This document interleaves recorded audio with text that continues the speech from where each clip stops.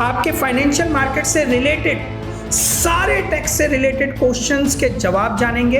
पता है टैक्स ना बहुत ही प्यारा है और बहुत सिंपल है, केवल उसे समझने में हमें टाइम लग जाता है। थर्ड इज कैपिटल गेन, जो आज का आपका और हमारा जो संवाद है वो उसी हेड के अंदर है, कैपिटल गेन। सर आपके एडवाइसेस उनके लिए बहुत यूजफुल होंगे और करीबन फाइनेंशियल ईयर एंडिंग आ रही है तो कहीं ना कहीं वो अपने टैक्स को प्लान कर पाएंगे। हम आपको 5 इनकम के सोर्सेज बताते हैं। अच्छा, अगर आप प्रूव कर देते हैं कि आप इन 5 में से किसी भी हेड में कवर नहीं होते हैं तो सीतारमन जी कहती है या फाइनेंस एक्ट कहता है या इनकम टैक्स एक्ट कहता है कि आपको 1 रुपया देने की जरूरत नहीं है। अब मेरा जो कैपिटल गेन है ना वो पूरी तरह से तो मैं नहीं बोलूंगा पर 80% स्पेशल रेट पर चलता है। तो आपका मतलब है आज अगर हमने प्लानिंग सीख ली तो फिर से टैक्स मॉडिफाई हो जाएगा। तो जो लिस्टेड शेयर्स होते हैं उनके लिए है 1 साल का टाइम पीरियड,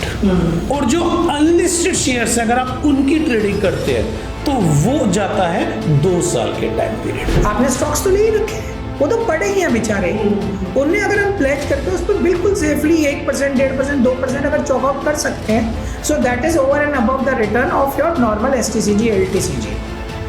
तो F&O मार्केट हमें वो अवेलेबिलिटी देता है। अगर आप इनकम टैक्स डिपार्टमेंट के पास जाते हैं, आप कहते हैं जी मैंने चोरी करके इतना पैसा कमाया, तो डिपार्टमेंट कहता है ठीक है कोई दिक्कत नहीं है, मुझे टैक्स दे जाओ, बाकी पुलिस थाना तुम्हारा क्या करेगा मुझे नहीं पता।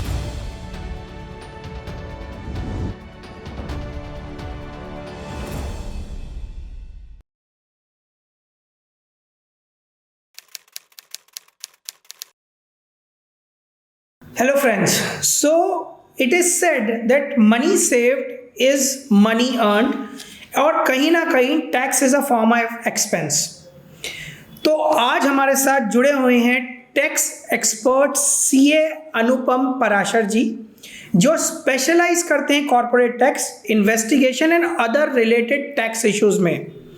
आज हम उनसे आपके फाइनेंशियल मार्केट से रिलेटेड सारे टैक्स से रिलेटेड क्वेश्चंस के जवाब जानेंगे और उनसे पता करेंगे कि आप कैसे अपने टैक्स को बेस्ट प्लान कर सकते हैं और मैनेज कर सकते हैं। विद दिस वेलकम सर, मैं आपका स्वागत करता हूं पूरे IBBM परिवार की तरफ से। Thank you Sudhanshu ji. Pleasure sir. IBBM को भी मेरा बहुत बहुत धन्यवाद कि आपने मुझे यहाँ पर इनवाइट किया और मुझे इस लायक समझा कि मैं आपके ऑडियंस को बेस्ट से best advice regarding the taxation दे सकूं। सर्टेनली सर, आपके एडवाइसेस उनके लिए बहुत यूजफुल होंगे और करीबन फाइनेंशियल ईयर एंडिंग आ रही है तो कहीं ना कहीं वो अपने टैक्स को प्लान कर पाएंगे। बिल्कुल बिल्कुल। So with this request sir, मैं सबसे पहला क्वेश्चन लेना चाहूँगा। तो सबसे पहले आप थोड़ा सा हमें हमारे इंडियन टैक्सेशन सिस्टम के बारे में ब्रीफ कीजिए, इसके बारे में बहुत कन्फ्यूजन है लोगों को। देखिए सुधांशु जी, मैं एक बात बोलना चाहूँगा, जो टैक्सेशन है ना, ये टैक्सेशन, ये मेथडोलॉजी आज की नहीं है। हमारा जो इनकम टैक्स एक्ट है वो है 1961, पर ये बहुत पुराना टैक्सेशन प्रोसेस है। अगर मैं ये बोलूँ कि जब मानव एग्जिस्टेंस में आया तो उसके दिमाग में सबसे पहले टैक्सेशन का ही पॉइंट आया। क्योंकि होता क्या है कि पहले सोसाइटी होती थी, या मैं कह सकता हूं परिवार होता था। उस परिवार को पूरी तरह से चलाने के लिए हमें कुछ ना कुछ कलेक्ट करना पड़ता था और उसके बाद हम उस परिवार को उसी कलेक्शन में से पे करते थे। धीरे धीरे पहले पता पड़ा कि भी पहले कबीले होते थे, फिर राजा महाराजा होने लगे। राजा महाराजा ने क्या किया, टैक्स लिया और सभी लोगों में फैसिलिटेट करने के लिए उन्हीं के ऊपर वो फंड को यूज करने लगे। उसके बाद में हमारे देश में राजा महाराजाओं का जो प्रचलन है वो खत्म हुआ। आज की डेट में हम लोग एक इंडिपेंडेंट गवर्नमेंट के थ्रू अपने पूरे के पूरे कंट्री को चलाते हैं। तो सरकार को भी मल्टीपल सुविधाएं देने के लिए कुछ ना कुछ कलेक्ट करना होता है, दैट इज टैक्सेशन। तो 1961 इनकम टैक्स एक्ट इंट्रोड्यूस किया गया। उससे पहले भी एक्ट था जो कि धीरे धीरे अमेंडमेंट होकर के फाइनली 1961 पे आकर के रुक गए। उसके बाद में अमेंडमेंट्स, मॉडिफिकेशन वगैरह चलती जा रही है। लेकिन आज की डेट में मेरे ख्याल से अगर आपने 1 फ़रवरी को फाइनेंस मिनिस्टर सीतारमण जी का जो आपने स्टेटमेंट सुना होगा, तो वो अब 1961 जो एक्ट है टैक्सेशन का, उसको जल्दी ही रिप्लेस कर देंगे। पूरा टैक्स कोड ही नया आ जाएगा, लगभग पूरा का पूरा टैक्स कोड नया। तो आपके हिसाब say that would be a positive step in the taxation system of India? Of course. तो सर जैसा कि आपने ये बताया, तो इस समय जो हमसे टैक्स लिया जाता है वो किन किन हेड्स के अंतर्गत लिया जाता है? किस किस टैक्स में हमसे टैक्स कलेक्ट करती है गवर्नमेंट? पता है सुधांशु जी, टैक्सेशन का जो एक्ट है ना, वो बहुत चालाकी से बनाया गया है। वो मैं मान सकता हूँ सर। यस, बेसिकली अगर मैं आपसे बात करूं तो हमारा जो फाइनेंस एक्ट है, या मैं बात करूं इनकम टैक्स एक्ट है, इनकम टैक्स एक्ट में सिंपल एक बात बोली गई है कि अगर हम आपको 5 इनकम के सोर्सेज बताते हैं। अच्छा। अगर आप प्रूव कर देते हैं कि आप इन 5 में से किसी भी हेड में कवर नहीं होते हैं, तो सीतारमण जी कहती हैं, या फाइनेंस एक्ट कहता है, या इनकम टैक्स एक्ट कहता है कि आपको 1 रुपया देने की जरूरत नहीं है। अच्छा। यू आर फ्री, आराम से कमाओ और उसे एंजॉय करो। लेकिन अगर आप इन 5 में से किसी भी हेड में कवर हो जाते हैं, यानी आपकी जो इनकम है, आपका जो सोर्स है, वो 5 हेड में से किसी में भी आ जाता है, then you have to pay tax according to the rules. तो वो 5 हेड्स कौन कौन से हैं? उन्होंने बोला नंबर 1 इनकम फ्रॉम सैलरी, यानी कि जो आप नौकरी करते हैं, जॉब करते हैं, उसमें जो एम्प्लॉयर एम्प्लॉय की रिलेशनशिप होती है, एम्प्लॉयर से जो पैसा मिलता है, वो सैलरी हेड में चला जाता है। नंबर 2 उन्होंने बोला इनकम फ्रॉम हाउस प्रॉपर्टी, यानी कि जो आप घर, दुकान किराए पर देते हैं और उससे जो आपको किराया मिलता है, वो हाउस प्रॉपर्टी में चला जाता है। 3rd इज कैपिटल गेन, जो आज का आपका और हमारा जो संवाद है वो उसी हेड के अंदर है, कैपिटल गेन, यानी जो आपकी एसेट है या जो आपकी इन्वेस्टमेंट है, उसको अगर आप सेल करके कोई भी फायदा उस पर अर्न करते हैं तो वो चला जाएगा कैपिटल गेन में। एंड 4th होता है business and profession, that's called self employed. मैं अगर अपना धंधा कर रहा हूं, मैं अगर अपना व्यापार कर रहा हूं, तो उससे आपको जो भी इनकम होगी वो जाएगी बिजनेस एंड प्रोफेशन में। और उसके बाद में इनकम टैक्स एक्ट कहता है apart from that last is income from other sources. तो इनडायरेक्टली मैं पूछूं तो इनकम फ्रॉम अदर सोर्सेज में तो सब कुछ आ जाएगा? ना ना ना ना ना ना ना, उसमें भी कुछ पॉइंट्स ऐसे हैं जो बच जाते हैं। और वो कौन से पॉइंट्स हैं? उसके लिए आपको दोबारा बुलाना पड़ेगा ना हमें। सर इधर ना मैं एक चीज पूछना चाहूंगा अभी हाल भाई, आज मैं आपको सारी चीजें अगर बता दूंगा तो दोबारा कहाँ मिलेगा मौका आपसे? सर तो ये तो हमारे लिए अपॉर्चुनिटी है और हमारे व्यूअर्स के लिए अपॉर्चुनिटी है ना कि आप बार बार आए। अब जब नया टैक्स कोड इंट्रोड्यूस होगा तो हमें फिर से मौका मिलेगा आपसे फिर से बात करके नए टैक्स कोड को समझने का। अच्छा, एक बात और मैं आपको बोलना चाहूंगा सुधांशु जी, पता है टैक्स ना बहुत ही प्यारा है और बहुत सिंपल है, केवल उसे समझने में हमें टाइम लग जाता है, अदरवाइज बहुत ही आसान है। अब आप कहोगे सर बहुत आसान कैसे है? इतना आसान है कि जब से इनकम टैक्स एक्ट बना है और आज तक हर साल एक्ट में मॉडिफिकेशन होती है, और जनरली मॉडिफिकेशन कहाँ होती है? जहां सामने वाला उस एक्ट को समझ जाता है और उसके अकॉर्डिंग अपनी प्लानिंग करने लगता है। तो आपका मतलब है आज अगर हमने प्लानिंग सीख ली तो फिर से टैक्स मॉडिफाई हो जाएगा? बिल्कुल होगा। टैक्स मॉडिफाई या तो जरूरत की वजह से होता है या फिर सामने वाला कुछ ज्यादा इंटेलिजेंट हो जाता है और वो उस एक्ट में प्लस माइनस कर देता है, तो एक्ट में टैक्स बचाने लगता है बेसिकली। मैं ये नहीं बोलूंगा, टैक्स की प्लानिंग कर लेता है। इधर मैं एक बात पूछूंगा, एक आजकल ना एक रील बड़ी वायरल हुई है, उसमें एक हमारे साहब हैं, कहा कि अब उन पे तो मैं नहीं बोलूंगा, उन्होंने कहा how to make tax 100% zero. तो उन्होंने कहा अगर आप नौकरी करते हैं तो अपने HR से बोलिए कि वो मुझे सैलरी ना दें, फिर उन्होंने बोला कि मैं घर पे घास उगाता हूँ, बहुत सारी घास उगाता हूँ, और एचआर से बोलिए कि वो हर महीने मुझसे मेरी सैलरी के अकॉर्डिंग उतनी घास खरीद ले, बिल प्रोड्यूस करके घास खरीद ले। तो वो जो सारी इनकम है वो एग्रीकल्चर इनकम में चली जाएगी। अब मुझे नहीं पता किस हेड में कवर होगी, वो तो आप बताएंगे। ये कहा जाता है इंडिया में कि agriculture income is tax free, तो उन्होंने ये नुस्खा शायद वहाँ से निकाला और उन्होंने कहा भाई एचआर सारी घास खरीद लेगी, अपने वो कंपनी में कहाँ लगा रही है वो देख ले, मैं तो घास सप्लाई करने का काम करता हूँ। तो उन्होंने घास उगाई, घास सप्लाई की, उसके बदले पैसे लिए, तो वो एग्रीकल्चर इनकम बन गई, तो ये पूरी टैक्स फ्री हो गई। ओके। तो वाकई क्या ये नुस्खा काम करेगा? देखिए हमारे देश में ना 140 करोड़ लोग हैं, ये तो आप मानते हैं। वो धीरे धीरे और बढ़ेंगे, हो सकता है अगली बार जब मैं आऊँ आपके पास तो और ज़्यादा हो जाए।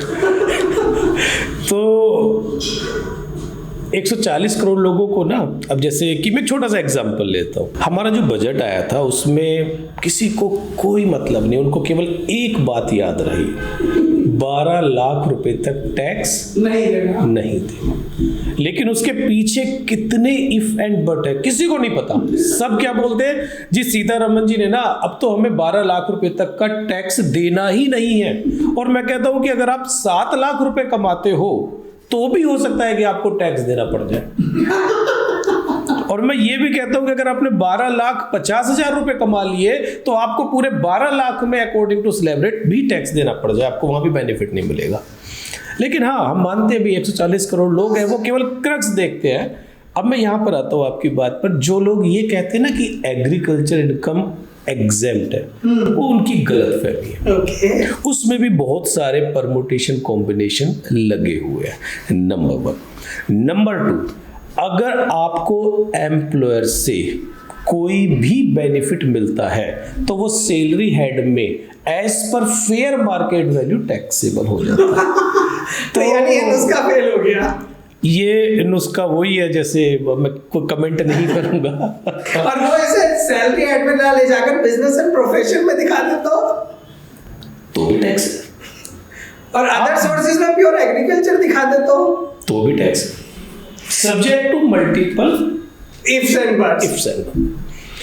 तो सर, जो आपने ये 5 हेड्स बताए, हाँ, उसमें से हमारा जो फाइनेंशियल मार्केट्स है वो किन किन हेड्स में गवर्न होगा? देखिए, अगर मैं आपके फाइनेंशियल इंस्ट्रूमेंट की बात करूं, वो बेसिकली एक लिक्विड इन्वेस्टमेंट है, यानी कि shares, debentures, bond, units, mutual funds. और ये जितनी भी इन्वेस्टमेंट है, इसके ऊपर अगर मैं डिटेल में आपके साथ डिस्कशन नहीं कर पाऊंगा, कि डिटेल में जाऊंगा तो हो सकता है कि आपके व्यूअर्स सही चीजें ना समझ पाए। सर, हमें कहीं ना कहीं व्यूअर्स के हिसाब से बताना है कि यस। तो बेसिकली ये इन्वेस्टमेंट 3 हेड्स में कवर होगी। Number 1 capital gain, number 2 business and profession, and number 3 other sources. यानी कि जो आप आज मेरे साथ डिस्कस करने जा रहे हैं उसका लगभग 70% क्वेश्चंस का रिप्लाई आपका कैपिटल गेन के अंदर होगा, यानी कि कैपिटल गेन जो हमारा हेड है, 20% हमारा बिजनेस एंड प्रोफेशन में होगा, रेस्ट हमारा अदर सोर्सेज में। तो सर, फिर हम ये समझते हैं कि जो आपने एक सबसे इंपॉर्टेंट हेड बताया, that is income from capital gains, इसे थोड़ा ब्रीफ आउट कीजिए हमारे लिए। सबसे पहली बात है कि कैपिटल गेन हेड के अंदर क्या क्या टैक्सेबल होगा।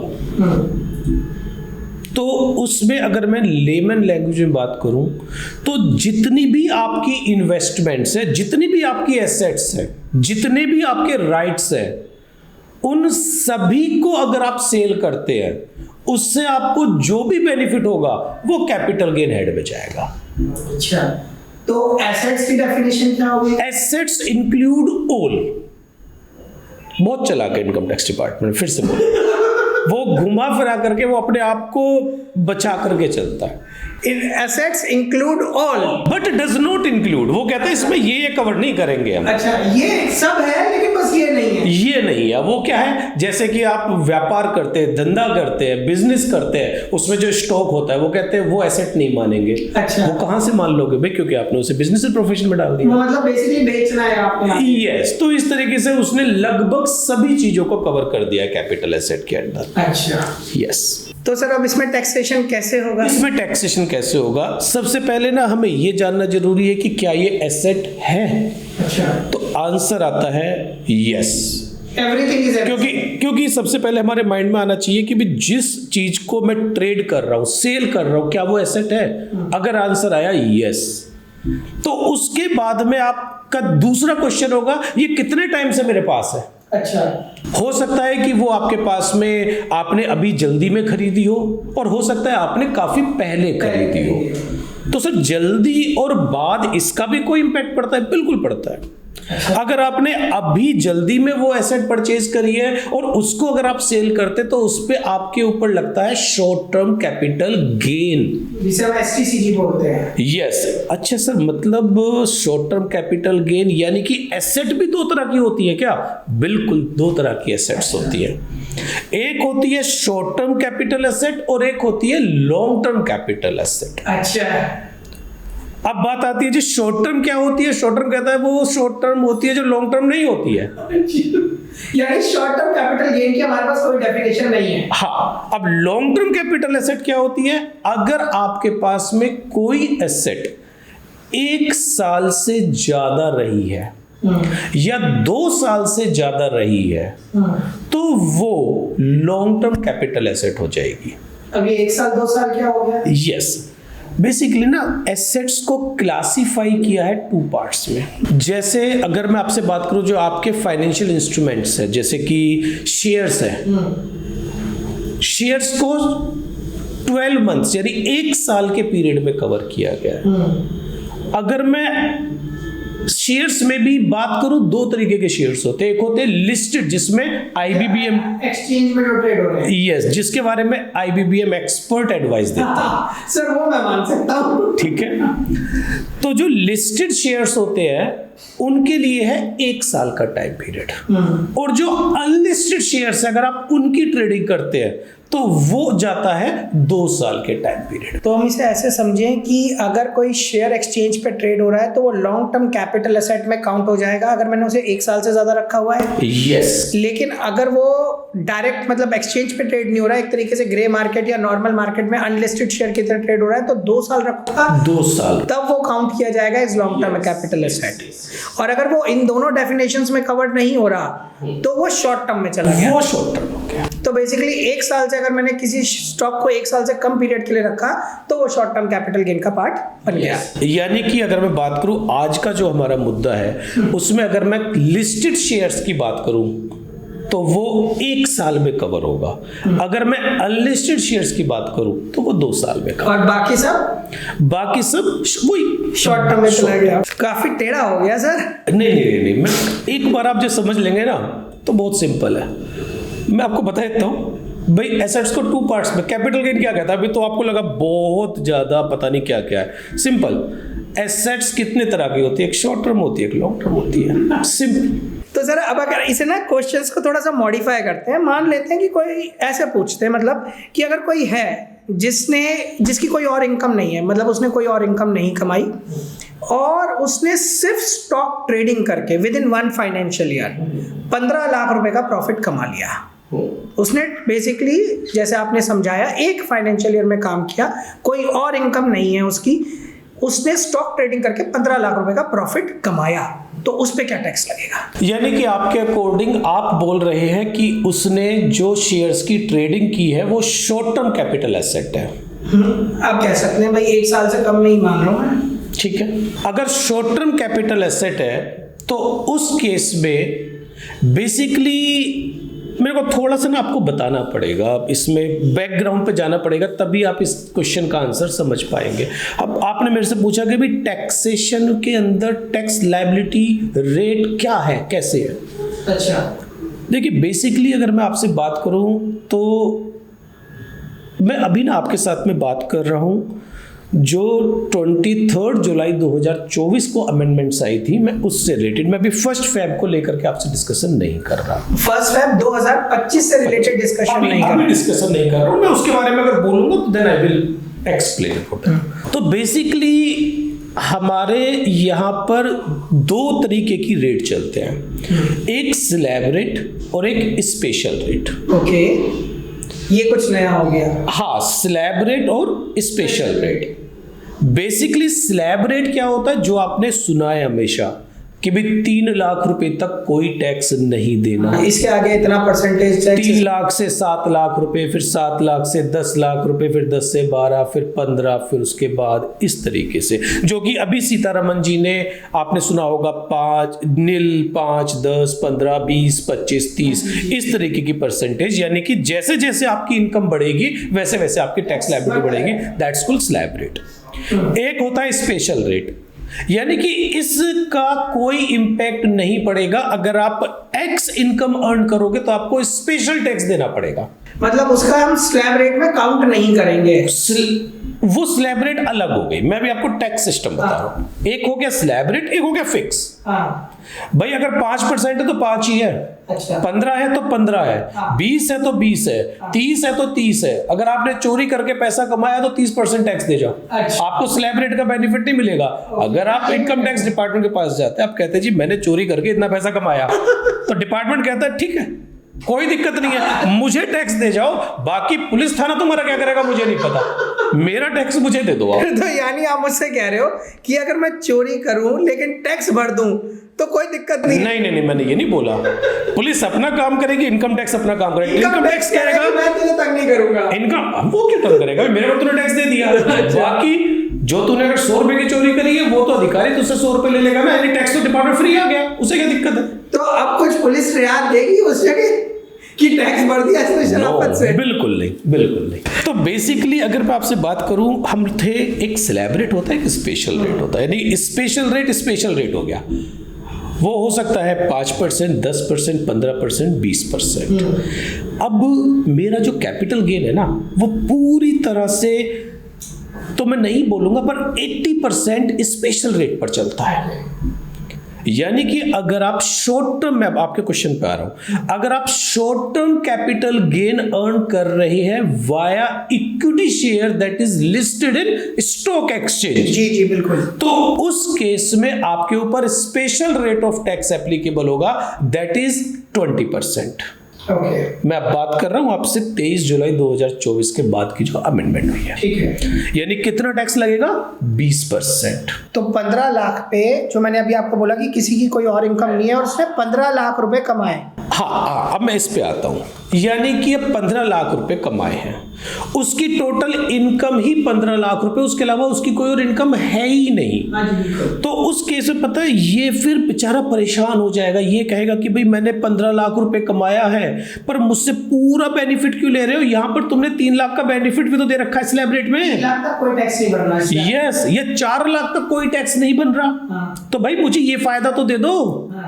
तो डिपार्टमेंट कहता है क्यों चिल्ला रहे हो, मिलेगा फायदा। यानी कि अगर आपने 15 लाख रुपए कमाया है, तो 15 लाख में से आपकी जो ये 15 लाख इस बास्केट में, इसमें से 3 लाख रुपए उठा के स्लैब रेट वाले बास्केट में डाल दो। ठीक है, डाल दिया, तो यानी कि 3 लाख रुपए पे आपका टैक्स जीरो हो गया। करंट फाइनेंशियल ईयर में वो क्या हो चुका है, मतलब जो अभी जो बिल आया उसके अकॉर्डिंग वो 4 लाख रुपए हो चुका है। अब इसके बाद आपका बचता कितना है? 12 लाख रुपए। अब 12 लाख रुपए पे कितना टैक्स लगेगा आपका? 20% स्पेशल रेट के अकॉर्डिंग। तो 12 लाख पे मोटा मोटी उसे फ्लैट 2,40,000 रुपए का टैक्स भरना है, अगर मैं ऐसे बोलूं, क्योंकि उसकी कोई और इनकम नहीं है। लेकिन गवर्नमेंट ने एक बेनिफिट दे दिया कि भैया जहां तक मैं टैक्स नहीं ले रही वहां तक मैं तेरे को छोड़ देती हूँ, उस पर टैक्स मत भर। यस। अब यहाँ पे पता है एक बात हो रहा है, डिपार्टमेंट यहीं तक नहीं छोड़ता, वो कहता है मैं इसके ऊपर सरचार्ज भी लूंगा। ठीक है, वो डिपेंड करता है इनकम के ऊपर। यस। तो उसके बाद अभी नहीं करते सर, उसे छोड़ देना। हाँ। अब इसे और थोड़ा सा मैं आपके लिए रिफाइन करता हूँ अपने व्यूअर्स के समझने के लिए। मान लीजिए 10 लाख रुपए तो उसने जॉब से कमाए, हाँ। और 10 लाख रुपए उसने विद इन 1 फाइनेंशियल ईयर, जिसे आपने शॉर्ट टर्म कैपिटल गेन की कैटेगरी में डाला, उससे उसने 10 लाख रुपए कमाए, तो लॉजिकली उसने 20 लाख रुपए कमा लिए, 10 लाख रुपए जॉब से मेहनत करके और 10 लाख रुपए स्टॉक ट्रेडिंग करके। ठीक है ना, इस पे कैसे टैक्स लगेगा? सिंपल, 2 बास्केट फिर से मेरी आ गई। इसमें कितना पड़ा हुआ है? इसमें तो as per the slab rate कितना पैसा है इसमें? 10 लाख। 10 लाख। तो इस स्लैब रेट में मेरे को बेनिफिट कुछ नहीं मिल रहा। जो मिल रहा है मतलब मिल वो जाए। जो मिल गया, बास्केट फुल है ऑलरेडी, एग्जेम्पशन नहीं मिलेगी यहाँ। अब हम इधर आते हैं। हाँ, यहाँ पर मेरा 10 लाख का कैपिटल गेन है, जो कि शॉर्ट टर्म कैपिटल गेन है। तो यहाँ से मैं 3 लाख इधर तो लेके नहीं जा पाऊंगा, क्योंकि ये फुल है ऑलरेडी। जो एग्जेम्पशन वाला पॉइंट है वो फुल है। हाँ। यानी कि यहाँ पर वो अपनी स्लैब रेट के अकॉर्डिंग टैक्स देगा और यहाँ पर फिक्स 20% टैक्स पे कर देगा। तो यहाँ पर अगर मैं देखूं, जो करंट अभी रिसेंट में लॉन्च हुआ है, 12 लाख तक कोई टैक्स नहीं, तो उसकी जॉब इनकम तो 12 लाख से कम है। हाँ, तो क्या वो एग्जम्पशन उसे तब भी नहीं मिलेगी? नहीं मिल पाएगी, क्योंकि उसकी नेट इनकम 20 लाख हो गई है। अगर उसकी टोटल इनकम 12 लाख रुपए से कम होती। फॉर एग्जाम्पल मैं आपसे बात करता हूँ, अब आप मेरे से बात कर रहे हैं उस फाइनेंस एक्ट की जो अभी 2020। तो इसे ऐसे अमाइंड कर लेते हैं क्वेश्चन को, 10 लाख रुपए उसने जॉब से कमाए और 1 साल में फाइनेंशियल ईयर ट्रेडिंग करके सिर्फ 1,80,000 रुपए कमाए, तो 11,80,000 रुपए का उसका टोटल नेट इनकम बन गई। हाँ, असल में उसमें क्या होता है ना, डिपार्टमेंट आपको रिबेट देता है। वो कहता है कि अगर आपने 12 लाख रुपए तक कमा लिया, चिंता ना करो, कोई टैक्स नहीं देना। Okay, but this is applicable for the next financial year, right? Yes, current financial year में this figure is 7 lakh rupees. अभी तो मतलब 7 लाख है। जो मुझे लगता है कि कुछ लोग तो बस ये सोच रहे होंगे कि भाई ठीक है, लड़के हमने इनकम तो 12 लाख कर दी एग्जेम्प्ट, अब 12 लाख कमाए कैसे? उसके लिए उन्हें क्या करना पड़ेगा? कुछ पैसे इकट्ठा करो, IBPM को दो, और वो हो सकता है उसे 12 लाख बना दे, 15 लाख रुपए। सर देखिए, IBPM has a history of making consistent income and giving value to its clients. मैं साफ बताता हूँ, तो हमारा टारगेट होता है कि रियल एजुकेशन देना। अब बाजार में ना बहुत गलत इन्फ्लुएंसर्स हैं, वो क्या दिखाते हैं, 10 लाख रुपए कमा कर कैसे 1 साल में 1 करोड़ बनाया। अब आप इतने लर्नेड पर्सन हैं, आप खुद जानते हैं कि what is a legitimate return in the market या ओवरऑल किसी भी इन्वेस्टमेंट पे। अगर किसी भी इन्वेस्टमेंट पे आप एक CAGR दे रहे हो which is 20 to 24%, that is huge, मेरे हिसाब से तो बहुत बड़ा है। अब लोग ना मतलब एक कल्चर सा चला है जिसमें लोग फास्ट मनी चाहते हैं, दैट इज जल्दी पैसा, उस पर भी इन्वेस्टमेंट कम है या है ही नहीं, कम पैसा, उसके ऊपर ज़्यादा पैसा चाहिए, हर साल चाहिए, बिना ड्रॉ डाउन के चाहिए। मैं आपको एक लाइव देता हूँ, मेरे पास एक साहब आए, तो उन्होंने कहा सर, मैंने पूछा भाई कैसे करना है, हमने तो 5 लाख रुपए का इन्वेस्टमेंट है। मैंने कहा चलिए कोई बात नहीं, विल कंसिडर। 5 लाख पे आप कितना रिटर्न चाहते हैं कि जी 5 लाख लगाया है तो हर महीने 50,000 रुपये तो आ ही जाए, यानी 10% महीने का 1,20,000 रुपये CAGR निकालूं तो करीबन 140% सालाना। बिल्कुल। और मैंने कहा चलिए उस पर रिस्क क्या देंगे आप? सर 1 रुपया भी हिल गया तो आपसे ले लूंगा। मैंने कहा एक काम करो सर, आप एक बंदूक खरीदो और आप तब घूमो बाजार में, आपको ये रिटर्न मिलेगा। तब भी नहीं मिलेगा। अब मैंने कहा सर अगर ये रिटर्न पॉसिबल है तो बाकी बिजनेसमैन काम ही क्यों कर रहे हैं, छोड़ छाड़ देना। सही बात। अगर 30 बड़े दुनिया के सबसे बड़े फंड मैनेजर्स 15 से 16% CAGR की बात करते हैं, जब आप सेफ्टी की बात करते हो, मैं मानता हूँ बाजार में बड़े रिटर्न्स पॉसिबल है, हम देते भी हैं, but every return comes with a risk appetite, तो कहीं ना कहीं वो बैलेंस लेना जरूरी है। खैर मैं उधर नहीं चल रहा वो, तो हम और इस क्वेश्चन को एक लेवल ले जाता हूँ कि स्टॉक ट्रेडिंग करने से एक फाइनेंशियल ईयर में किसी को लॉस हो जाता है, तो इनकम टैक्स कैसे प्लान किया जाए, या क्या इनकम टैक्स डिपार्टमेंट इसके लिए कहता है, या हमारा financial act, income tax act क्या कहता है इसके बारे में? देखिए इसके बारे में ना हमारा जो इनकम टैक्स एक्ट है वो बहुत बढ़िया है। मैंने आपको पहले ही बोला था, वो सिंपल सी बात कहता है, आपको लॉस हो गया कोई बात नहीं, आप किसी अच्छे इन्वेस्टर के पास चले जाओ, जैसे IBPM के पास, वो पक्का प्रॉफिट अर्न करा देंगे आपको। हाँ, ठीक है। और अगर आपको प्रॉफिट हो गया तो इनकम टैक्स डिपार्टमेंट कहता है हम तुम्हारे साथ हैं, जो आपको लॉस हुआ था उससे आप एडजस्ट कर लो। ओके, यानी कि that's called set of and carry forward. ठीक है। यानी कि अगर आपको सेम ईयर में अकल आ गई और आपने सेम ईयर में प्रॉफिट कमा लिया तो सेट ऑफ हो जाएगा। सेम ईयर में हो गया, वो तो लॉस ही नहीं हुआ एक तरीके से। Short term and long term, मैं दोनों की बात कर रहा हूं। अगर आपको एक जगह लॉस हो रहा है शॉर्ट टर्म में और लॉन्ग टर्म में गेन हो रहा है तो आप उसे सेट ऑफ कर। अच्छा, अगर नहीं हो पा रहा है तो नेक्स्ट ईयर कैरी फॉरवर्ड कर लो। अच्छा, और जब आप नेक्स्ट ईयर कैरी फॉरवर्ड करोगे तो जो आपने नेक्स्ट ईयर प्रॉफिट अर्न किया उससे उस लॉस को एडजस्ट कर लो। ओके, यानी कि ये पूरी परमिशन है। और हम कितने साल तक कैरी फॉरवर्ड कर 8 years तक। तो यानी आप मुझसे कह रहे हो, मान लो एक एक्स क्लाइंट है जिसने एक जस्ट फॉर एग्जांपल 5 लाख रुपए का लॉस ले लिया STCG में, तो वो उसे 8 साल तक अगर उसे कभी भी लॉन्ग टर्म कैपिटल गेन या शॉर्ट टर्म कैपिटल गेन हो जाता है तो उससे सेट ऑफ करके टैक्स ना भरे। Once the set off is completed, उसके बाद जो उसके ओवर एंड अबव गेन होगा उस पर वो as per the special rates tax भरेगा। यस, बिल्कुल। Thank you so much sir, ये एक बहुत बड़ी क्लियरेंस थी। तो सर जैसे अब STCG काफ़ी हद तक क्लियर हो गया है हमें और कैसे उसका टैक्स प्लानिंग करनी है, अब हम बात कर लेते हैं लॉन्ग टर्म कैपिटल गेन, जिसे आपने बोला 1 साल से ज़्यादा अगर लिस्टेड है, 2 साल से ज़्यादा अगर अनलिस्टेड है, प्लस इन पे डिविडेंड इनकम की। अब हम क्वेश्चन करते हैं, मान लीजिए किसी ने स्टॉक्स या म्यूचुअल फंड्स रखे हुए थे, 1 साल से ज़्यादा रखे हुए थे, लिस्टेड थे या लेजिटिमेट थे एज पर सेबी रूल्स, और उसने 1 साल बाद उन्हें बेचा और उस पर गेन लिया, प्रॉफिट कमाया, तो उस पर टैक्सेशन कैसे होगा? देखिए बेसिकली अब ना बहुत सिंपल कर दिया है। पहले मल्टीपल रूल्स थे इस चीज़ को लेकर के, बहुत सारी कन्फ्यूजन्स थी। तो जो फाइनेंस मिनिस्ट्री है हमारी, वो अब उस चीज़ों को ना काफ़ी रिफाइन कर रही है। तो उन्होंने एक सिंपल सी बात बोली कि अगर आपको लॉन्ग टर्म कैपिटल गेन है इक्विटीज़ के ऊपर, म्यूचुअल फंड्स के ऊपर, जो कि अभी आपने बोला, तो उसके ऊपर आपको 12.5% रेट से टैक्स देना होगा। साथ में उन्होंने एक और बेनिफिट दिया कि आपको 1,25,000 रुपए तक का टैक्स इनकम के ऊपर टैक्स बेनिफिट मिल जाएगा। यानी कि 1,25,000 रुपए आपको जो भी लॉन्ग टर्म कैपिटल गेन होता है उसमें से 1,25,000 रुपीज लेस कीजिए, रेस्ट अमाउंट के ऊपर 12.5% टैक्स दे दीजिए। लेकिन यहां पर उन्होंने हमारा एक प्रॉफिट छीन लिया। कैसा? जो रिबेट है 7 लाख रुपीस और 12 लाख रुपीस। अच्छा, 7 लाख जुलाई 24 एंड 12 लाख फ्रॉम अभी जो इंट्रोड्यूस हुआ है। तो वो जो रिबेट है वो आपको यहां पर नहीं मिलेगी। यानी शॉर्ट टर्म में वो बेनिफिट मिल रहा है पर लॉन्ग टर्म में गवर्नमेंट ने उस चीज को मना कर दिया। तो बेसिकली अब मैं थोड़ा सा और रिफाइन करता हूँ अपने व्यूअर्स के लिए। इसे आप लोग ऐसे समझ सकते हैं, जो सर की लैंग्वेज में है, कि आपके पास स्लैब रेट वाली एक बास्केट है और एक शॉर्ट टर्म कैपिटल गेन वाली बास्केट है। Correct me sir, I am wrong.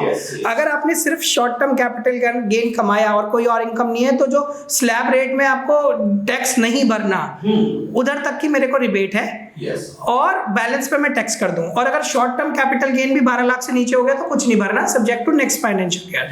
लेकिन अगर लॉन्ग टर्म कैपिटल गेन कमाया और वही गेन मान लीजिए सिर्फ 10 लाख हुआ, तो मेरे को कोई स्लैब रेट का बेनिफिट नहीं है, सीधा 1.25 लाख रुपए कम करूं और 8,75,000 पे 12.5% टैक्स भरना। ना, थोड़ा सा कंफ्यूजन। होता क्या है, आपका एक बास्केट ये हो गया जिसमें स्लैब रेट है, एक हो गया लॉन्ग टर्म कैपिटल गेन, और एक तीसरा क्या है, रिबेट। यानी 7 लाख रुपए तक आपको टैक्स नहीं देना, 7 से ऊपर हो गया सब कुछ बेकार, यानी 7 लाख का फंडा खत्म। अच्छा, 12 लाख रुपए तक अगर आपकी केवल इनकम है तो आप ठीक है, अगर 12 लाख से ऊपर हो गया तो खत्म। तो ये जो कॉन्सेप्ट है, ये concept long term capital gain पर एप्लीकेबल नहीं होगा। वही तो कह रहा हूं सर, वो एप्लीकेबल नहीं। एग्जेम्पशन की बास्केट आपको मिलेगी, एग्जम्पशन की लॉन्ग टर्म में भी मिल जाएगी। यस। तो इसे फिर हम ऐसे करते हैं कि जो 4 लाख रुपए तक है, ऐसे समझते हैं कि किसी ने 10 लाख रुपए लॉन्ग टर्म कैपिटल गेन कमाया, बाकी सारे हेड्स छोड़ देते हैं। तो पहले तो वो 4 लाख रुपए इस बास्केट को भर ले, अब बचे 6 लाख। 6 लाख में से 1,25,000 रुपए का डिडक्शन भी मिल जाएगा, ठीक है, तो बचे 4,75,000। 4,75,000 पे 12.5%। यस। और अगर कोई और हेड उस बास्केट को भर चुकी है, तो फिर ये खत्म हो गया केस। ये एक तरीके से मेरे लिए LTCG एक लास्ट ऑप्शन बचा है उस बास्केट को भरने के लिए। यानी कि मैं समझने के पॉइंट ऑफ व्यू से एक सिंपल सी बात है अगर आपका शॉर्ट टर्म कैपिटल गेन है 10 लाख रुपए, मैं 12 लाख रुपए की रिबेट वाली बात कर रहा हूँ, नो टैक्स। अच्छा, अगर आपका लॉन्ग टर्म कैपिटल गेन है 10 लाख रुपए, तो उस केस में केवल और केवल 4 लाख रुपए तक की एग्जेम्पशन मिल जाएगी। 6 लाख रुपए पे आपको टैक्स देना पड़ेगा, 1/25 उसमें से लेस हो जाएगा। यस, जो आपने एग्जांपल दिया, बिल्कुल। और सर इसको अब हम एक स्टेप आगे ले जाते हैं। मान लीजिए उसे लॉस हो गया लॉन्ग टर्म कैपिटल गेन में, मतलब लॉन्ग टर्म कैपिटल लॉस हो गया तो? हाँ, वही सिंपल थ्योरी, फिर से प्रॉफिट कमाइए। अच्छा। और उससे सेट ऑफ। लेकिन यहां पर एक प्रॉब्लम है, शॉर्ट टर्म लॉस को आप लॉन्ग टर्म से एडजस्ट कर सकते हैं, लेकिन लॉन्ग टर्म कैपिटल लॉस को आप शॉर्ट टर्म से एडजस्ट नहीं कर पाएंगे। उस चीज की एक्ट परमिशन नहीं देता। तो अगर शॉर्ट टर्म कैपिटल लॉस है तो मैं उसे long term capital gain, short term capital gain दोनों से एडजस्ट कर सकता हूँ। लेकिन लॉन्ग टर्म कैपिटल लॉस है तो सिर्फ लॉन्ग टर्म कैपिटल गेन से ही एडजस्ट कर पाऊंगा। अब इधर मेरा एक क्वेश्चन आता है, मान लीजिए किसी ने रियल एस्टेट बेचकर लॉन्ग टर्म कैपिटल गेन कमाया और स्टॉक मार्केट से लॉन्ग टर्म कैपिटल लॉस कमा लिया, तो एडजस्ट कर सकता है? Long term no issue, no issue. Yes yes, long term हो सकता है भाई, क्योंकि लैंड भी एक फॉर्म ऑफ एसआरटी है। तो उस केस में वो एडजस्टमेंट पॉसिबल है। अब सर थोड़ा सा डिविडेंड के बारे में भी जान लेते हैं। अब ये जो लॉन्ग टर्म कैपिटल गेन वाले लोग होते हैं, बेसिकली वो स्टॉक्स को होल्ड करते हैं। मैंने तो ऐसे ऐसे लोगों को देखा है जो 5-5, 10-10 साल से भी होल्ड कर रहे हैं, और उनका उन्हें डिविडेंड इनकम आती है। कंपनी हर साल या may be sometime special dividend regularly introduce करती है, तो डिविडेंड इनकम उन्हें रिसीव होती है। तो गवर्नमेंट इस डिविडेंड इनकम को कैसे ट्रीट करती है? डिविडेंड इनकम मेरी वही जो मैंने आपको कहा था, rest head is other sources, वो डिविडेंड उठ के मेरे अदर सोर्सेज में चला जाएगा और वहां पर जो स्लैब रेट है उसके अकॉर्डिंग टैक्स लगेगा। अच्छा, वो अदर सोर्सेज में, वो अदर सोर्सेज, तो बेसिकली नॉर्मल इनकम के स्लैब रेट में ऐड होगा। बिल्कुल नॉर्मल, उसके लिए कोई हमें रिबेट डिडक्शंस कुछ नहीं मिलता। No. अलग से जैसे लॉन्ग टर्म कैपिटल गेन में 1,25,000 तक कोई टैक्स नहीं भरना, पूरा टैक्स भरना पड़ेगा। सर आपको लग रहा है आपके लिए टैक्स बहुत सिंप्लीफाइड होगा? मैं अपने व्यूअर्स को बता सकता हूँ कि सर बहुत सिंप्लीफाइड फॉर्म में समझा रहे हैं। मेरे को काफी कुछ समझ में आ चुका है, होपफुली आपको भी आ रहा हो, लेकिन मुझे इतना सिंप्लीफाइड भी नहीं दिख रहा जितना उन्हें लग रहा है। खैर, अब हम उस सेगमेंट की बात करते हैं जिसके लिए हम स्पेशलाइज करते हैं, which is futures and options और डेरिवेटिव्स ट्रेडिंग। मुझे तो लगा कि आप सभी में सर एक्चुअली करते सब में, लेकिन एसटीसीजी और एलटीसीजी में ना it's like more of an investment stuff. उस पे मार्जिन प्लेज करके बहुत सारे रिटर्न्स एडिशनल निकाले जा सकते हैं with the help of futures and options. Futures and options allow करता है कि आप प्लेज करके मार्जिन्स ले लें और उस पे सेफली मैं 1%, 1.5%, 2% जो भी निकाल सकूं, वो over and above your STCG और एलटीसीजी हो गया। आपने स्टॉक्स तो ले ही रखे, वो तो पड़े ही हैं बेचारे, उन्हें अगर हम प्लेज करके उस पर बिल्कुल सेफली 1%, 1.5%, 2% अगर चॉकआउट कर सकते हैं, so that is over and above the return of your normal STCG LTCG. तो एफ&ओ मार्केट हमें वो अवेलेबिलिटी देता है, डेरिवेटिव सेगमेंट, जैसा कि आप जानते होंगे। अब ऐसे समझते हैं कि अगर किसी ने एफओ मार्केट में ट्रेडिंग करके प्रॉफिट कमाया तो उसका कैसे टैक्सेशन होगा? यानी कि आप जिस चीज में एक्सपर्ट हैं, मैं गलत बोल रहा था कि वो कैपिटल गेन में कवर होता है। सर एक्सपर्ट मैं फिर बोलूंगा हर जगह, लेकिन यू नो बाजार से वो एडिशनल रिटर्न का मजा अलग है। यस, तो बेसिकली एफ&ओ और इंट्राडे, ये दो ऐसे कंपोनेंट हैं जो बिजनेस एंड प्रोफेशन की तरफ चले जाते हैं। क्यों चले जाते हैं? क्योंकि सही बात है, एफ&ओ के अंदर आप लोगों को बहुत रिसर्च करनी पड़ती है, तब जाकर के लोगों के पैसे सेव होते हैं और उस पर वो प्रॉफिट अर्न कर पाते हैं। तो ये एक तरीके का बिजनेस ही है और इनकम टैक्स डिपार्टमेंट भी समझता है कि सही बात है, यहां पर ब्रेन ज्यादा यूज होता है, प्लानिंग ज्यादा यूज होती है, तो ये प्योरली बिजनेस है। तो आप कह रहे हो कि एफओ इनकम जितने भी है वो कैपिटल गेन्स का पार्ट नहीं बनती? वो कैपिटल गेन का पार्ट नहीं बनेगी, वो बिजनेस एंड प्रोफेशन का पार्ट। यस, अब पता है बिजनेस एंड प्रोफेशन बहुत सिंपल है। वो कहता है कि बिजनेस इनकम दो तरीके की होती है, एक स्पेक्युलेटिव बिजनेस और दूसरी नॉन स्पेक्युलेटिव बिजनेस। यानी कि 99% केसेस नॉन स्पेक्युलेटिव बिजनेस के अंदर आते हैं। स्पेक्युलेटिव में कुछ हैं जिन्हें कवर किया गया है, जैसे कि इंट्राडे ट्रेडिंग, उसको स्पेक्युलेटिव बिजनेस में लेकर के गए हुए हैं डिपार्टमेंट।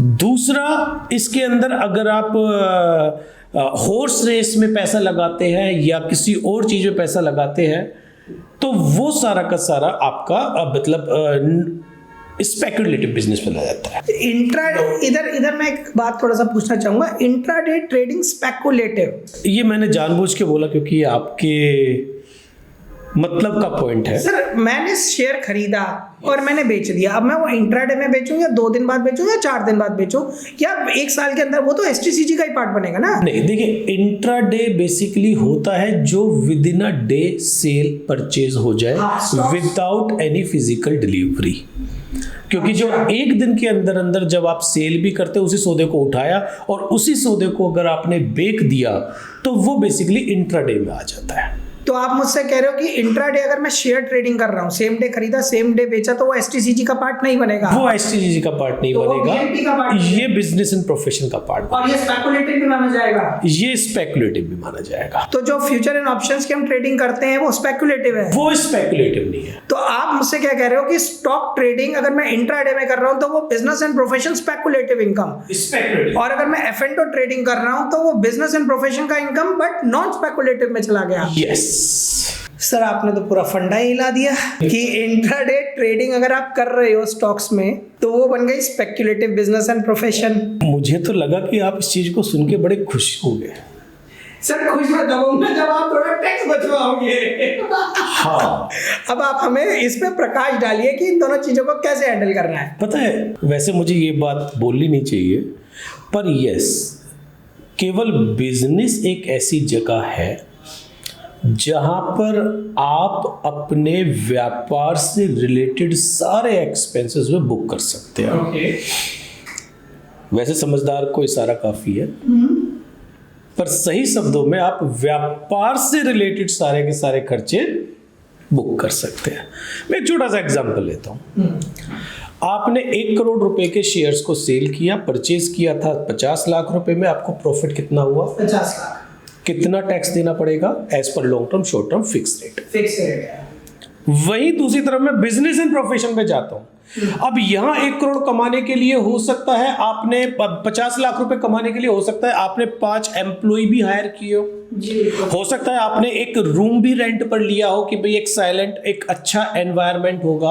आपने हो सकता है कि मल्टीपल बुक्स वगैरह भी परचेज की हो स्टडी करने के लिए, सॉफ्टवेयर भी परचेज किए हो, आप लोगों की कंसल्टेंसी भी ली हो, तो वो सारा का सारा एक्सपेंस जीरो हो गया मेरे को पूरे 50 पर ही टैक्स देना पड़ेगा। लेकिन वहीं अगर मैं मूव कर गया बिजनेस एंड प्रोफेशन के अंदर, तो वो जितने भी एक्सपेंसेस है वो सारे के सारे मेरे बुक हो जाएंगे। यानी कि 50 लाख रुपीस के अगेंस्ट अगर मेरा 40 लाख रुपीस एक्चुअल में एक्सपेंस हो रहा है, मैं फिर वही बोलूंगा बिजनेस से रिलेटेड एक्सपेंस अगर हो रहा है तो 10 लाख रुपए पर ही आपको टैक्स देना पड़ेगा। तो इसका क्या हमें बुक ऑफ अकाउंट्स मेंटेन करनी पड़ेंगी?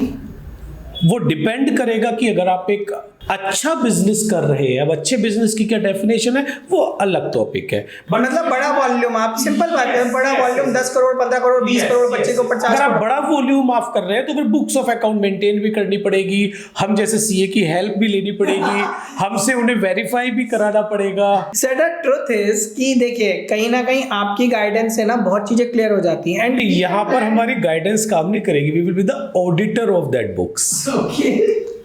तो आप ये देखोगे मैं गड़बड़ कर रहा हूँ या नहीं। तो उस केस में पता है, अगर आप अपने व्यापार में यानी कि अगर आप बिजनेस में अगर उस किसी भी चीज को मोल्ड कर देते हैं तो टैक्स मैं ये कह सकता हूँ बहुत सारे एक्सपेंसेस जो एक्चुअल में आप क्लेम नहीं कर पाते वो वहां पर आप क्लेम कर सकते। तो मैं किसी क्वेश्चन को थोड़ा सा पूछता हूँ। मान लीजिए एक इंडिविजुअल है जो 10 लाख रुपए कमाता है जॉब से, यस, और 10 लाख उसने कमाए फ्यूचर्स एंड ऑप्शन से। ठीक है, अब मैं इंट्राडे ट्रेडिंग साइड रख देता हूँ, वो भी ऑब्वियसली इसी का पार्ट बन जाएगा। तो if you want I can bifurcate the question कि 10 लाख जॉब से कमाए, 8 लाख रुपए फ्यूचर्स एंड ऑप्शन से कमाए और 2 लाख रुपए इंट्राडे स्टॉक ट्रेडिंग से कमाए। ऐसे कर लेते हैं इस क्वेश्चन को। उस केस में वो अपनी टैक्स प्लानिंग कैसे करे? देखिए सिंपल सी बात, मैंने आपको क्या बोला, 2 तरीके की रेट होती है, एक स्लैब रेट, एक स्पेशल रेट। एफ&ओ और इंट्राडे पर कोई स्पेशल रेट नहीं है। चैप्टर खत्म।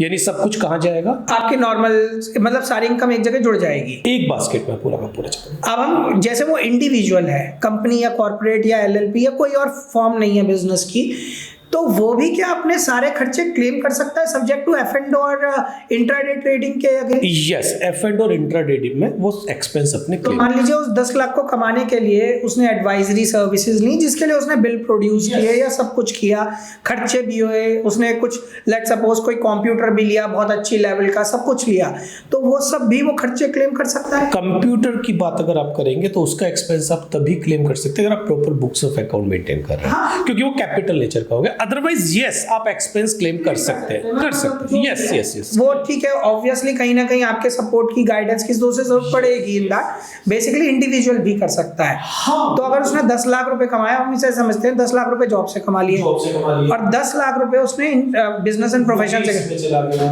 और इस 10 लाख रुपए कमाने के लिए उसका 5 लाख का खर्चा भी हो गया, यस, वो माइनस हो गया, तो 15 लाख पे टैक्स भरेगा according to slab rate. yes. और उसे 12 लाख की कोई रिबेट विबेट नहीं है, अकॉर्डिंग टू स्लैब रेट पूरा टैक्स भरे।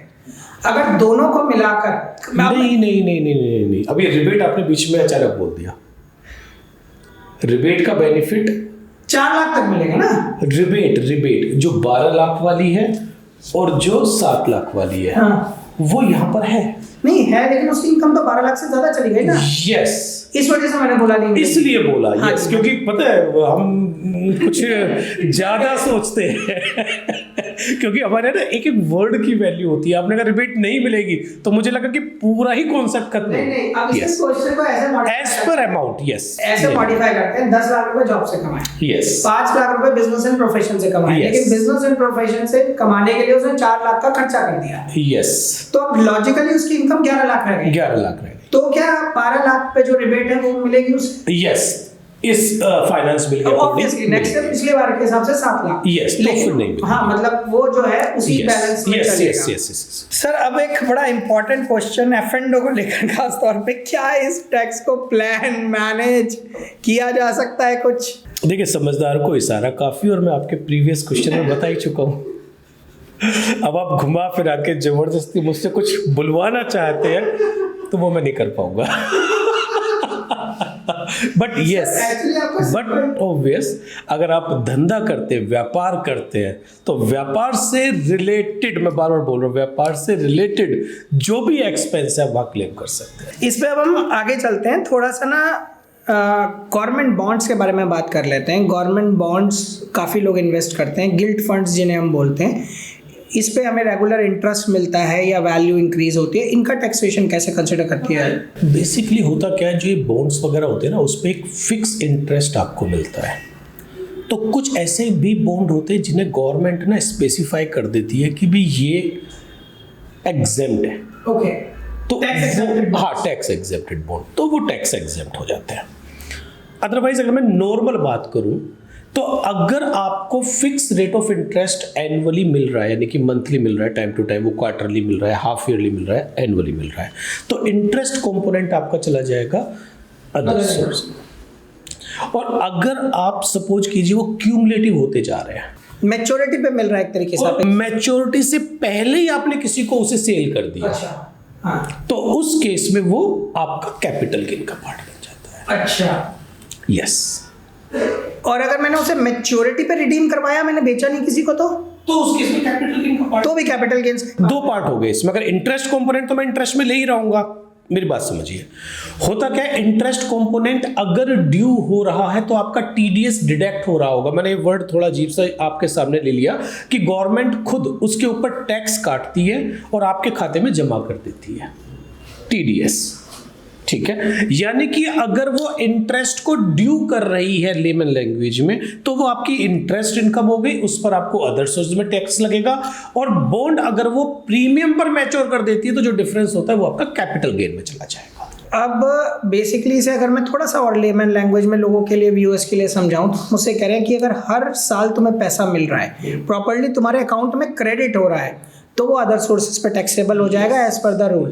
टीडीएस इज समथिंग डिफरेंट, वो तो हर कोई काट रहा है। लेकिन अगर वो पैसा मुझे मिल नहीं रहा, हर महीने या हर साल मेरी बॉन्ड की वैल्यू बढ़ा देता है because of the interest factor, जो मुझे मिलना चाहिए पर मिला नहीं कैश में, वो बॉन्ड में ही जुड़ता चला गया, और मैच्योरिटी पे रिडीम हुआ, तो वो मेरे कैपिटल गेन्स का पार्ट होगा। प्रीमियम अमाउंट, हाँ, obviously premium amount, that is the difference between the paid and what I receive. तो वो आपके प्रीमियम का पार्ट है अगर, तो कैपिटल गेन का पार्ट। हर गवर्नमेंट बॉन्ड इसी तरह टैक्स होगा सर। अब सर एक थोड़ा सा अलग क्वेश्चन, आपने एक्सचेंज ट्रेडेड फंड्स के बारे में सुना होगा, ETF जो म्यूचुअल फंड्स होते हैं जो एक्सचेंज पे ट्रेड किए जाते हैं, उसमें एक बड़ा इंटरेस्टिंग म्यूचुअल फंड होता है जिसे हम बोलते हैं लिक्विड बीज। उसमें क्या होता है कि हर महीने हमें इंटरेस्ट मिलता है, बट इंटरेस्ट कैश की फॉर्म में नहीं मिलता, हमें उसके इक्वल अमाउंट के यूनिट्स मिलते हैं। तो उसकी कभी भी जो लिक्विड बीज का जो प्रोडक्ट होता है, उसे आप एक शेयर मान लीजिए, बॉन्ड मान लीजिए, कुछ भी मान लीजिए, उसकी वैल्यू फिक्स रहती है, 1000 रुपये ही रहती है। हर महीने उसके अगेंस्ट मुझे जो ब्याज मिलना चाहिए वो कैश में नहीं मिलता, उतने यूनिट्स मेरे अकाउंट में, मेरे डिपॉजिटरी अकाउंट में क्रेडिट कर दिए जाते हैं और वो बढ़ते रहते हैं। तो देखिए, हम इसको ना इंटरेस्ट वर्ड यूज नहीं करेंगे, क्योंकि अगर आपने इंटरेस्ट वर्ड यूज कर दिया तो मेरे दिमाग में केवल एक ही चीज आएगी, अदर सोर्सेस। आप इसे ये कह सकते हैं कि अगर मैंने ये इसमें इन्वेस्ट किया लिक्विड बीज में, तो उस केस में मेरे को एक यूनिट वो देते रहते हैं, मैं इस शब्द को बोलूंगा, इस वर्ड को, तो वो यूनिट्स जो मिलती हैं वो अगर आप फर्दर शेयर करेंगे तो वो कैपिटल गेन का पार्ट होगा और उसकी कॉस्ट ऑफ एक्विजिशन 0 हो जाएगी, यानी कि खरीद वैल्यू 0 हो जाएगी। यानी कि अगर आपने 100 रुपए का बेचा, उसकी खरीद वैल्यू 0 हो गई, पूरा का पूरा टैक्सेबल हो जाएगा कैपिटल गेन। तो वो शॉर्ट टर्म कैपिटल गेन में काउंट होगा क्योंकि हर महीने मिल रहा है मुझे, तो वो ना, कैपिटल गेन तब होगा जब सेल करेंगे। अब इसे ऐसे समझते हैं कि हर महीने मान लीजिए मुझे 2 यूनिट मिल रहे हैं 2-2 हजार रुपए के, तो कॉस्ट ऑफ एक्विजिशन 0 हो गई। अब उन्हें अगर मैं 1 साल बाद बेचूंगा तो लॉन्ग टर्म कैपिटल गेन में वो 0 वैल्यूएशन के साथ 1000 रुपए पे काउंट हो जाएंगे। और अगर मैं उन्हें 1 साल से पहले बेच दूंगा तो वो शॉर्ट टर्म कैपिटल गेन में काउंट हो जाएंगे। अब ये हमें समझना होगा, जैसे हमारे पुराने डिस्कशंस हुए कि हमारे लिए फेवरेबल क्या रहेगा, कि उन्हें लॉन्ग टर्म में बेचें या शॉर्ट टर्म में बेचें, अकॉर्डिंगली वी कैन प्लान। अब सर एक इंटरेस्टिंग क्वेश्चन, बड़ा एक ये मुद्दा सा है मेरे लिए कि ना इन सब चीज़ों को करने के लिए ना गवर्नमेंट बहुत खर्चा लेती है, बहुत सारे अलग अलग तरह के लेविस चार्जेस या खर्चे हमसे लेती है। मैं आपको थोड़ा सा डिटेल करवाता हूँ। Security transaction tax STT, SEBI turnover fees, GST on brokerage, stamp duty, मतलब आप ये समझो अदर देन ऑल दीज मैं ये खर्चे भी पे कर रहा हूँ, ब्रोकरेज से अलग मैं ये सारे खर्चे पे कर रहा हूँ, stamp duty, STT, SEBI turnover fees, बहुत इनका कोई टैक्स ट्रीटमेंट कुछ गवर्नमेंट मुझे इनके लिए फेवरेबल देती हो, कुछ देती हो कि भाई ठीक है इतना सब कुछ पे कर रहा है। बहुत सारे लोग इस चीज को मुझे बोलते हैं कि भाई ये है वो इतना हम टैक्स दे रहे हैं। अगर बेसिकली मेरा मानना ये है कि टैक्स एक एसेंशियल पार्ट है। अगर टैक्स नहीं होगा, अगर गवर्नमेंट की इनकम नहीं होगी तो वो हमें फैसिलिटीज नहीं दे पाएगी। आज आप बिंदास होकर के बोलते हैं कि भाई अगर उसने किसी ने भी कुछ भी कह दिया ना हमारे देश को, तो हम उसके घर में जाकर के उसकी पिटाई करके आएंगे। किस बेस पे कह पाते? सरकार अपनी कोई दुकान नहीं है उसकी, वो इंफ्रास्ट्रक्चर डेवलप कर रही है आपके पैसे से आपके लिए, और उस पैसे का, हाँ वो मैं एक बात बोलूंगा कि उस पैसे का सही यूटिलाइजेशन होना चाहिए। हाँ ये तो सर वही प्राइमरी हो रहा है मतलब प्राइमा फेसी हो रहा है और प्राइमा फेसी नहीं भी हो रहा है, वो एक अलग मुद्दा हो गया, बट हो रहा है। इसीलिए हम आज आराम से यहाँ पर आपके साथ में डिस्कस भी कर पा रहे हैं। आप किसी दूसरे कंट्री में चले जाइए, कहीं भी चले, बहुत सारी जगह ऐसी है जहां पर आप आराम से रह भी नहीं सकते। आज की डेट में रोड डेवलपमेंट वगैरह सब कुछ टैक्सेशन की बदौलत है। तो मैं ये नहीं बोलूंगा कि ये हमारी कॉस्ट है, this is the fees which we are paying to the government, जो हमें इतनी सारी फैसिलिटीज दे रही है। सर अब जब ये फैसिलिटीज की लड़ाई आती है ना, तो मैं बैकएंड पे आ जाता हूँ बहुत बुरी तरह, क्योंकि जब फैसिलिटीज की लड़ाई आएगी ना तो पता नहीं चीजें कहाँ से कहाँ निकलेंगी, तो मैं उधर नहीं जाऊंगा। लेकिन हाँ मैं मानता हूँ tax is essential component, but जैसे कहा जाता है कि tax should be taken as an and given back as a rain, क्या वो हो रहा है? दिखाई दे रहा है। Let's hope. तो हमारा क्वेश्चन था ये STT के बारे में और ये लेविस चार्जेस जो बेसिकली जो ये खर्चे हैं ना, ये बेसिकली आप सारे के सारे खर्चों का बेनिफिट ले सकते हैं अगर आप F&O कर रहे हैं या इंट्राडे कर रहे हैं। सर अगर मैं long term short term capital gain भी कर रहा हूँ और एफ&ओ भी कर रहा हूँ तो उसके अगेंस्ट भी एसटीटी तो मेरा जा ही रहा है, एलटीसीजी ऐसे, तो क्या वो मेरा बिजनेस एंड प्रोफेशन के खर्चों का पार्ट बन सकता है? नहीं बन सकता। तो वो आप कह रहे नहीं, तो मैं इंट्राडे ट्रेडिंग करके जो एसटीटी वगैरह पे कर रहा हूँ प्लस जो बिजनेस एंड प्रोफेशन यानी एफ&ओ ट्रेडिंग करके जो भी ये खर्चे पे कर रहा हूँ, लेविस चार्जेस जिन्हें नॉर्मल लैंग्वेज में बोला जाता है, वो मैं एज खर्चा दिखा सकता हूँ। तो अगर मैं नॉर्मल आपकी लैंग्वेज में बोलूँ, लेमैन लैंग्वेज में, तो इट्स अ टैक्स डिडक्टेबल। तो सर जब ये सब क्लियर हो गया है तो अब मैं उन दोस्तों के बारे में बात करना चाहूँगा जो इंटरनेशनल बैठे हैं। हमारे पास रेगुलरली बहुत सारे क्वेश्चंस आते हैं हमारे उन फ्रेंड्स के बारे में जो इंटरनेशनल बैठे हैं, इंडियन मार्केट्स में इन्वेस्ट कर रहे हैं, उनके बारे में। तो मैं एक क्वेश्चन लेना चाहूँगा। मान लीजिए कोई इंडियन है जो यूएस में बैठा है और उसका रेजिडेंशियल स्टेटस भी अभी इंडियन है, उसने वहाँ वो नौकरी कर रहा है, उसने $10,000 कमा लिया उस कंट्री में क्योंकि उसी कंट्री में काम कर रहा है, और यहाँ पर एफ&ओ मार्केट में काम करता है और उसने एफ&ओ मार्केट से 5 लाख रुपए यहाँ पर भी कमा लिए है, उसका रेजिडेंशियल स्टेटस अभी भी इंडियन है, तो उसका टैक्स कैसे होगा? देखिए बेसिकली अगर कोई पर्सन रेजिडेंट इन इंडिया है यानी कि ऑर्डिनरी रेजिडेंट इन इंडिया है, वो दुनिया जहान में कुछ भी कमाए ही हैव टू पे the tax in India.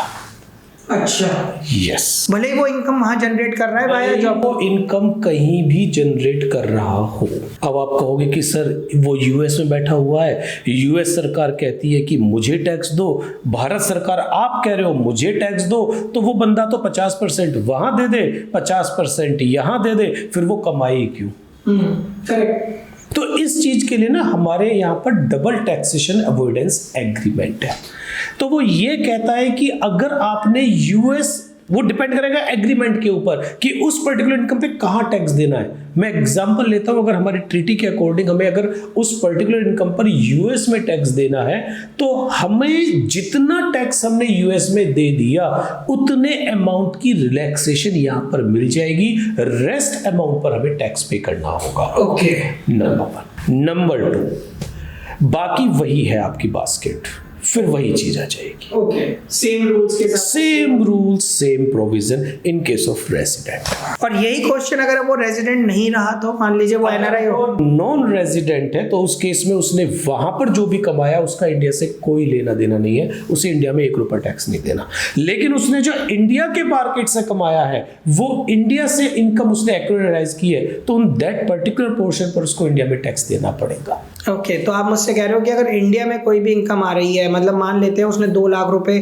Short term capital, 2 lakh long term capital, 2 lakh business and profession मतलब फ्यूचर एंड ऑप्शन से कमा लिए, तो वो जो 6 लाख रुपए उसने इंडिया में कमाए, though he is not an Indian, he is a NRI, तो वो 6 लाख इंडिया में टैक्सेबल होगा? टैक्सेबल होगा, उसको ना तो एग्जेम्पशन का बेनिफिट मिलेगा, अच्छा, ना उसको रिबेट का बेनिफिट मिलेगा, लॉन्ग टर्म में 1,25,000 रुपए का बेनिफिट उसे मिल जाएगा। तो आप कह रहे हो कि 2 लाख रुपए एसटीसीजी, 2 लाख रुपए बिजनेस एंड प्रोफेशन, दोनों पे टैक्स भरेगा, लेकिन हमारे पास तो 4 लाख के स्लैब तक टैक्स ही नहीं है। मैंने क्या बोला, उसको स्लैब का बेनिफिट नहीं तो फिर वो उस पे कितने % से टैक्स भरेगा? स्पेशल रेट है। नहीं, बिजनेस एंड प्रोफेशन का 2 लाख, बिजनेस एंड प्रोफेशन के ऊपर स्लैब रेट के अंदर वो चला जाएगा, फिर बिजनेस एंड प्रोफेशन में वो स्लैब, हाँ, तो उसका वहां मिल जाएगा, Basically, स्पेशल रेट पर नहीं मिलेगा। हाँ, तो एसटीसीजी पे कोई बेनिफिट नहीं मिलेगा, एलटीसीजी पे कोई बेनिफिट नहीं मिलेगा, बिजनेस एंड प्रोफेशन पे स्लैब रेट की वजह से 2 लाख पे टैक्स नहीं भरेगा। यस, मैं सही बोल रहा हूं। बिल्कुल। ओके, ये बहुत इंपॉर्टेंट था सर। अब एक थोड़ा सा out of the box question, जैसे हम भारतीय हैं, हम भारतीयों को क्या इंटरनेशनल मार्केट में इन्वेस्ट करना अलाउड है? अगर है तो इस पे हम टैक्सेशन कैसे करेंगे, मतलब उसका क्या टैक्सेशन है? बेसिकली इंडियंस को बाहर ट्रेड करने से मना नहीं है, आप बाहर इंटरनेशनली आप ट्रेड कर सकते हैं, सब्जेक्ट टू यहां पर बेसिकली जब हम बाहर इन्वेस्टमेंट करते हैं तो वहां पर आरबीआई आ जाती है पिक्चर में, और फेमा एक्ट आ जाता है पिक्चर में। तो जब भी कभी आप इंटरनेशनल मार्केट में इन्वेस्ट करें, यस कर सकते हैं, लेकिन आप प्योरली उस चीज की एडवाइस ले लें कि फेमा एक्ट के अकॉर्डिंग क्या लिमिट है। जैसे आज की डेट में $2.5 लाख आप इन्वेस्ट कर सकते हैं बाहर, अब F&O वगैरह ये चीजें नहीं कर सकते। अच्छा। लेकिन फिर भी मैं आपको बोलूंगा जब आप बाहर इन्वेस्ट करते हैं then you have to be very carefully, क्योंकि फेमा की जो पेनल्टीज है वो बहुत ज्यादा है। ओके, तो मतलब आपका ये कहेगा कि किसी एक्सपर्ट से एडवाइस ले लो बिफोर वी बिल्कुल इन्वेस्ट लेनी चाहिए। तो और $2.5 लाख तक एज ऑफ नाउ अगर आज की हम बात करें, तो हमें $2.5 लाख अलाउड है कि हम बाहर की कंट्री में इन्वेस्ट कर सकते हैं, ट्रेड नहीं कर सकते, F&O नहीं कर सकते। सर तो सब कुछ ही क्लियर हो गया, बस एक ही चीज़ पूछूंगा आपको, हमारा इंडियन टैक्सेशन सिस्टम क्या सही लगता है? और अगर आपको एक अपॉर्चुनिटी मिले कि हमारी रिस्पेक्टेड फाइनेंस मिनिस्टर को आप कोई अपील करना चाहें रिगार्डिंग द टैक्सेशन सिस्टम, तो क्या रहेगी आप? देखिए, आज की डेट में तो मैं कोई अपील नहीं करूँगा क्योंकि हमारी फाइनेंस मिनिस्टर ने खुद ही अनाउंस कर दिया है they are introducing an another act, वो इसको रिप्लेस कर रहे हैं। तो जब तक वो अप्रूव हो करके, वो पार्लियामेंट से अप्रूव हो करके, प्रेसिडेंट के साइन हो करके हमारे पास ना आ जाए, तब तक no comment. But yes, I hope कि वो बहुत अच्छा करेंगे, होपफुली सर, ये तो बहुत सिंप्लीफाई करेंगे। लेकिन सर आज कई चीज़ों में आपने तो मेरे टैक्स के कई फंडेस फाइनेंशियल मार्केट को लेकर बिल्कुल ही हिला दिए। मैं सच बोलूँ, कई चीज़ों का ऑब्वियसली मुझे भी कंफ्यूजन था, जो आपसे बात करके आज मुझे बहुत क्लियर हुआ। And for that I like to thank you from the end of IBBM family and obviously our viewers also, जो टैक्स को लेकर बहुत परेशान रहते हैं। लेट्स बी, मेरे पास इतनी क्वेरीज है ना टैक्स को लेकर कि मैं भी कई बार परेशान हो जाता हूँ। कोई नहीं, आप बुलाते रहिए। सर अब नए टैक्स कोड इंट्रोड्यूस होने पे बुलाएंगे ताकि पता तो लगे अब क्या गवर्नमेंट करने वाली है हमारे साथ। होपफुली अच्छा ही करेगी, ये तो मेरी पूरी उम्मीद है।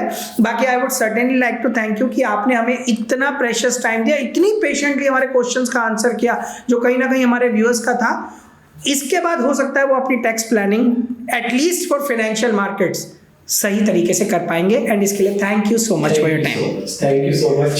सो दोस्तों, this was one of the most important awaited videos by IBBM, जिसमें आप लोग हमसे टैक्स को लेकर बहुत कुछ पूछते थे, और आज CA अनुपम पराशर जी ने, जो कहीं ना कहीं एक्सपर्ट हैं इन दिस फील्ड, आपके सारे क्वेरीज का आंसर किया। अब आप लोग इसे देखकर पूरी अपनी टैक्स प्लानिंग ढंग से कर सकते हैं और अपने टैक्स को ठीक तरीके से भर सकते हैं। With this ending our video on taxation and Indian financial system, your host Sudhanshu Singh. Thank you so much.